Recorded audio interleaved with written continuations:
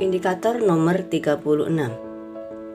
Pembahasan soal prediksi PSAJ, penilaian sumatif akhir jenjang. Disajikan data tentang bagian tanah serta luas tanah suatu bagian. Peserta didik menghitung luas keseluruhan tanah. Contoh soalnya, Pak Ali memiliki kebun. 1/4 dari kebun Pak Ali ditanami sayuran. 3/5 dari kebunnya ditanami jagung. Sisanya ditanami kacang. Jika luas kebun yang ditanami kacang 150 meter persegi, berapa luas kebun Pak Ali seluruhnya? Kita anggap kebun Pak Ali itu satu bagian.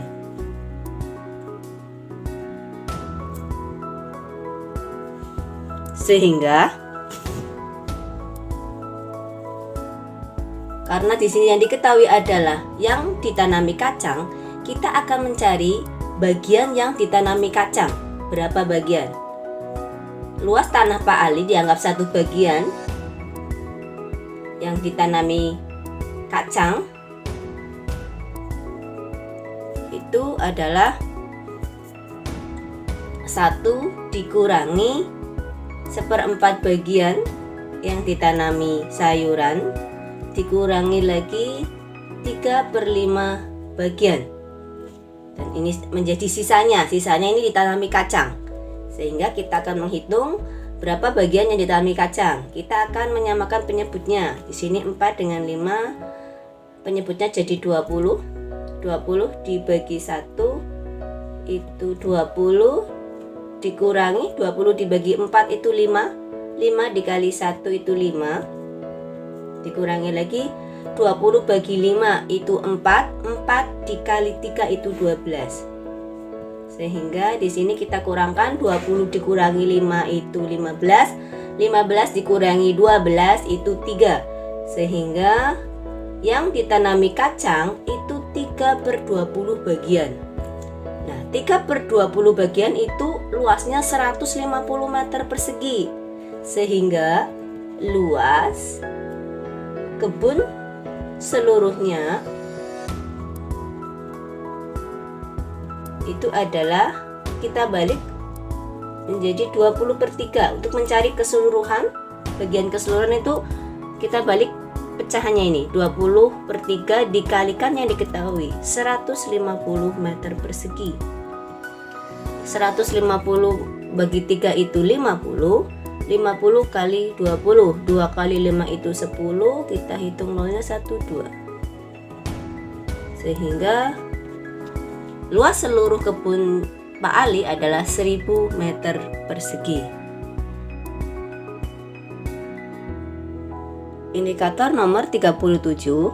Diketahui sebuah persamaan garis. Peserta didik dapat menentukan persamaan garis baru yang melalui sebuah titik yang diketahui dan tegak lurus garis yang diketahui.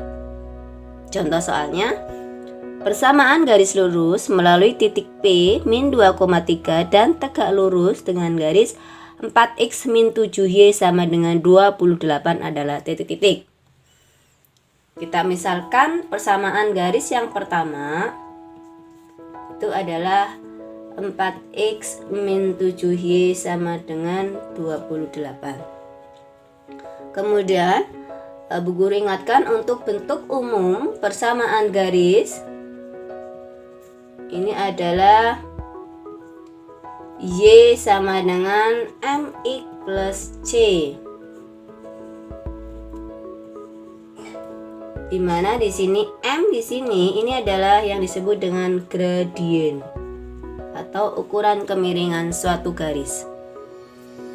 Jadi di sini kita akan mencari gradien garis yang pertama terlebih dahulu. Kita buat bentuk ini menjadi bentuk umumnya, di mana Y dan X terpisah. Kemudian koefisien Y di sini angka 1. Di sini untuk garis yang pertama ini, X dan Y ini masih dalam satu ruas. Kita akan memisahkan X dan Y-nya. Kita bawa ke bentuk umum. Di sini masih satu ruas, kita pisah. min 47Y kita pindah ke kanan. Kemudian 4X masih di kiri, kemudian 28 tadinya di kanan kita pindah ke kiri, jadi min, jadi lawannya. Kemudian di sini koefisien Y masih 7, kita buat menjadi angka 1, kita bagi menjadi 7, kita bagi dengan 7, kemudian semua angka kita bagi dengan 7.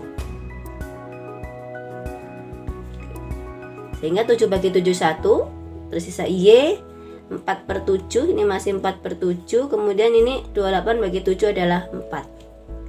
Sehingga persamaan garisnya menjadi Y sama dengan 4/7, X min 4.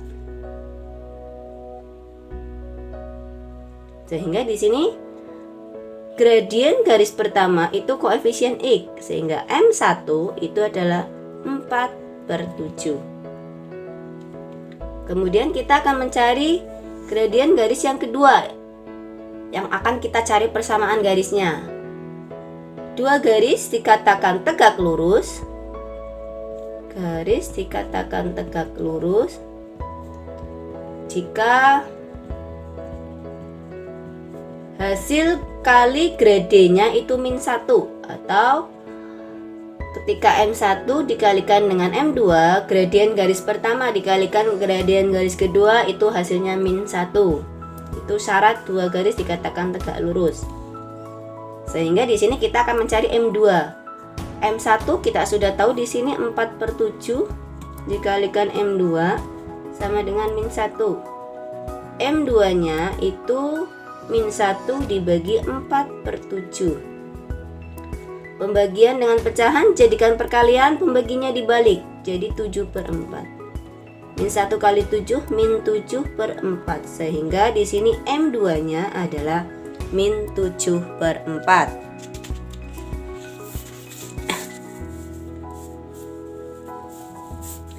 Kemudian, tadi kita sudah ketik mengetahui kalau M2 itu adalah min 7/4.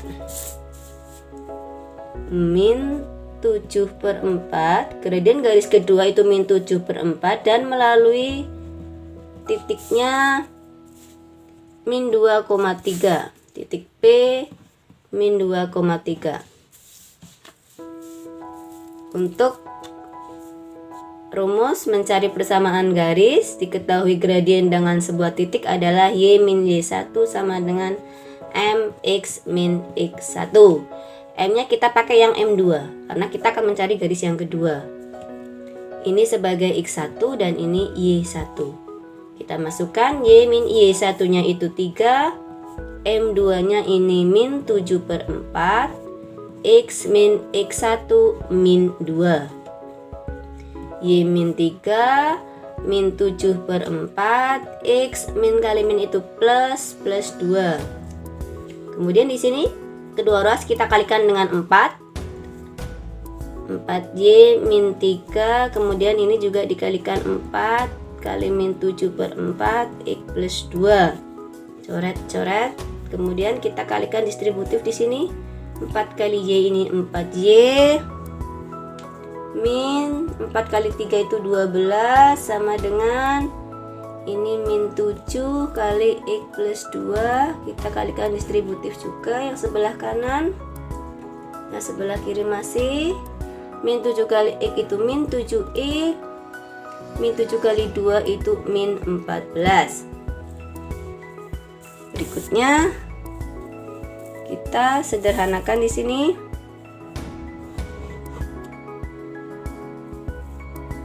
Kita pindah di sini min 7X ke ruas kiri. Semua angka kita pindah ke ruas kiri sehingga min 7X ke kiri jadi plus 7X, jadi positif 7X. Ini 4Y masih di kiri ya, sehingga di sini masih tetap positif 4Y. Min 12, min 14 pindah ke kiri jadi plus 14 sama dengan 0. 7X plus 4Y min 12 ditambah 14 itu plus 2 sama dengan 0. Sehingga persamaan garisnya adalah 7X plus 4Y plus 2 sama dengan 0. Atau ini juga bisa ditulis seperti ini. Plus 2 kita pindah ke kiri jadi min 2. Jadi bisa seperti ini atau ini, tergantung nanti kalau soalnya pilihan ganda, bentuk yang ada di pilihan ganda seperti apa. Ini jawaban soal nomor 37. Kemudian di sini Bu Guru akan memberikan cara cepatnya untuk soal ini. Caranya, ini persamaan garis pertama, ini garis titik yang dilalui.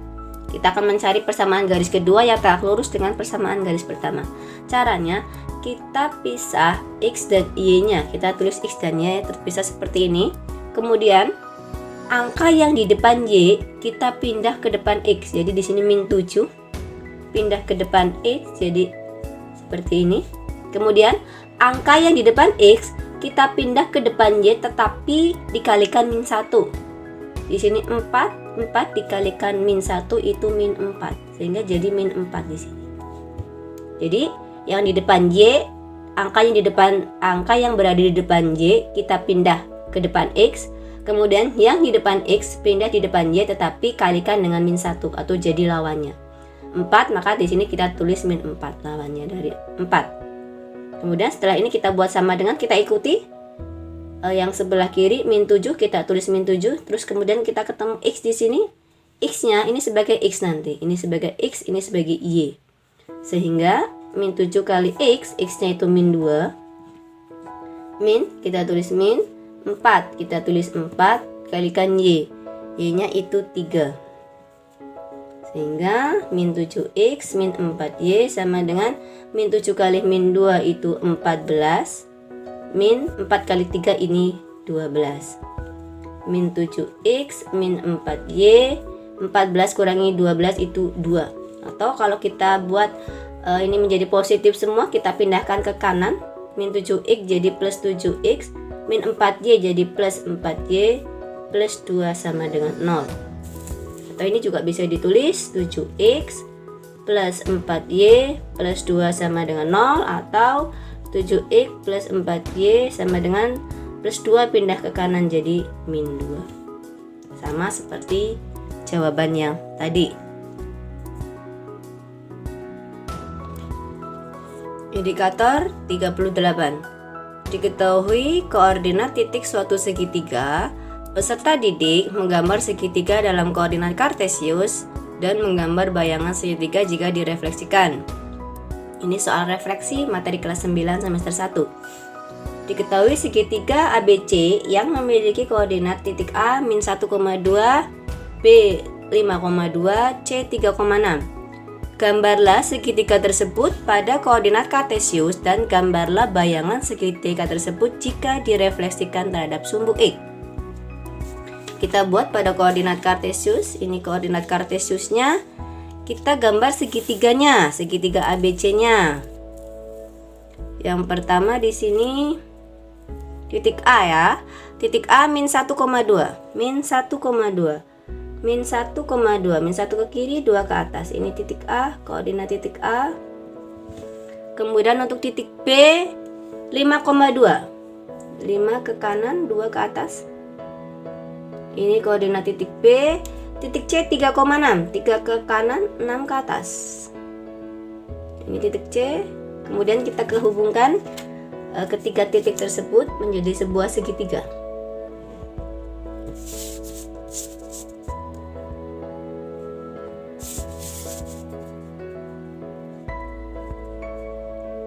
Berikutnya, segitiga ini direfleksikan terhadap sumbu X. Misalnya sumbu X ya. Ini sumbu X. Prinsip pada pencerminan, kalian harus mengingatnya, itu jarak benda ke cermin sama dengan jarak bayangan ke cermin, sehingga kita akan membuat hasil pencerminannya terhadap sumbu X. Ini sumbu X ini dianggap sebagai cerminnya. Sehingga di sini untuk titik A, tadinya di sini kita hitung jaraknya dari benda dari titik A ke cermin ya, 1, 2 langkah, sehingga jarak dari cermin ke bayangan juga 2 langkah, berarti ke bawah 1, 2 di sini. Ini adalah koordinat titik A aksen. Yang tadinya di sini adalah min 1,2 dan hasil pencerminannya di sini adalah min 1, min 2. Kemudian untuk B titik B ini koordinatnya tadinya 5,2. Untuk hasil pencerminannya di sini ini 2 langkah, berarti ini ke bawah 2 langkah juga di sini. Sehingga B aksen koordinatnya menjadi 5,-2. Untuk titik C tadinya koordinatnya 3,6. Hasil pencerminannya kita hitung jaraknya 1 2 3 4 5 6. Ini juga ke bawah 6 langkah. 1 2 3 4 5 6 di sini. Ini C aksen koordinatnya menjadi 3,-6.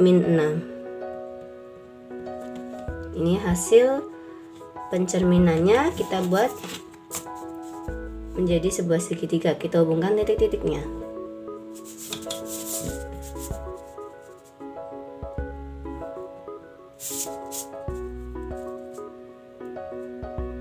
Ya, ini hasil pencerminannya.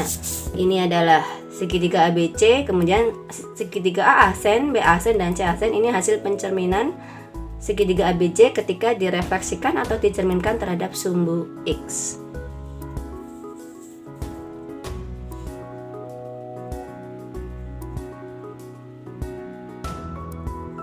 Indikator nomor 39.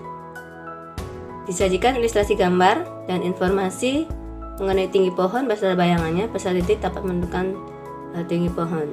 Contoh soalnya, sebuah tiang telepon mempunyai bayangan 10 meter. Pada saat yang sama, sebuah tongkat dengan tinggi 90 cm mempunyai bayangan 60 cm. Maka, tinggi tiang telepon sebenarnya adalah titik-titik. Kita akan membandingkan tinggi tiang telepon dengan tinggi tongkat.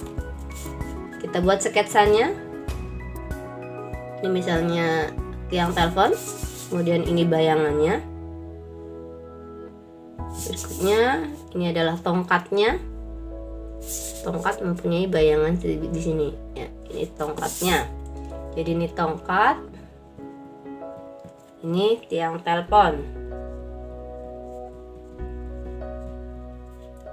Di sini 10 meter adalah bayangan tiang telepon.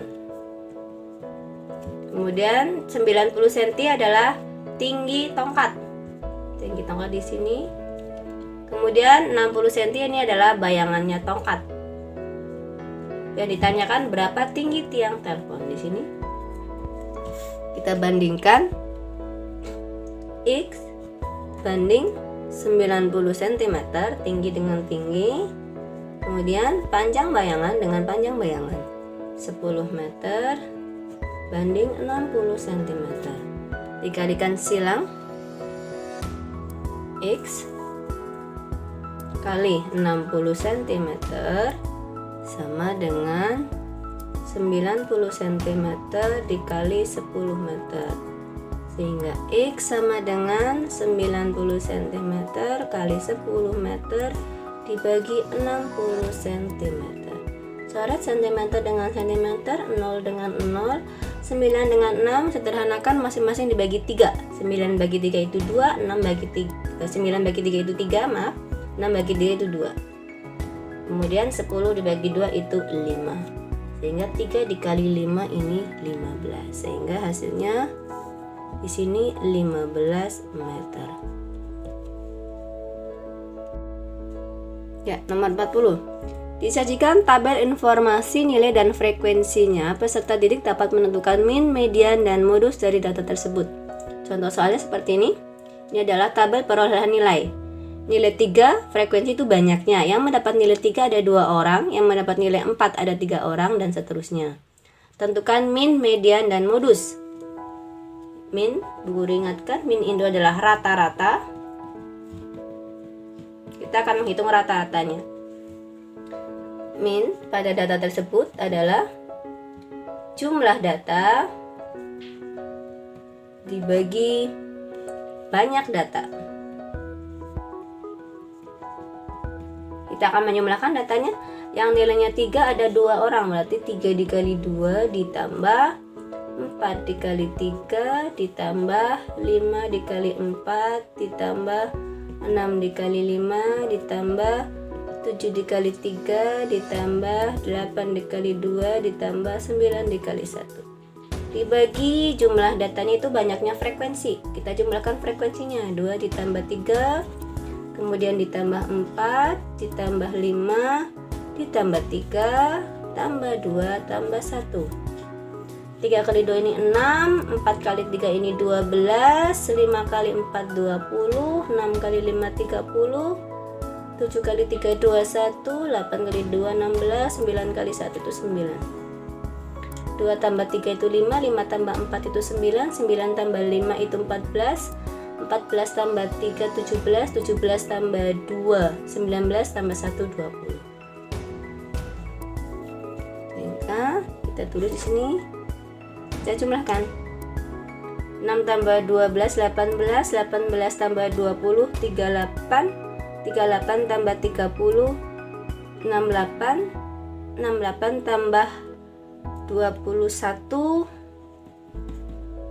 89, 89 tambah 16 5 105, 105 ditambah 9 4 1 114 per 20. 114 dibagi 20. 20 kali 5, 5 kali 20 itu 100, kurangi 14, ya. Jadi 140 bagi 20 itu 7. 7 kali 20 itu 140. Berarti ini rata-ratanya 5,7. Itu min itu rata-rata. Berikutnya kita akan menentukan median. Median itu apa? Median itu adalah nilai tengah setelah data diurutkan. Nilai tengah itu nilai yang berada di tengah-tengah setelah data diurutkan. Ya, di sini sudah urut 3 sampai 9, kita akan mencari nilai tengahnya. Tadi banyaknya data ada 10 ya. Kita akan menghitung secara manual biar lebih gampang. Kita buka atau kita jembreng datanya. Yang nilainya 3 ada 2, kita tulis seperti ini. Yang nilainya 4 ada 3. Yang nilainya 5 ada 4. Dan nilainya 6 ada 5. Yang nilainya 7 ada 3. Yang nilainya 8 ada 2, yang nilainya 9 ada 1. Kita cari nilai yang berada di tengah. Kita coret dari ujung ke ujung. Ini dengan ini, kemudian ini dengan ini dengan ini dengan ini dengan ini dengan ini dengan ini dengan ini dengan ini. Nah, ini tersisa 2 di sini. Berarti tengah-tengahnya tuh berada di sini. Nah, tengah-tengahnya di antara 6 dan 6. Berarti untuk mediannya atau nilai tengah ini adalah 6 ditambah 6, karena di sini ada 2 angka, kita jumlahkan terus kita bagi 2. 6 tambah 6 di 12, 12 dibagi 2 ini 6. Sehingga nilai yang berada di tengah atau mediannya ini 6. Berikutnya modus. Modus adalah nilai yang paling banyak muncul.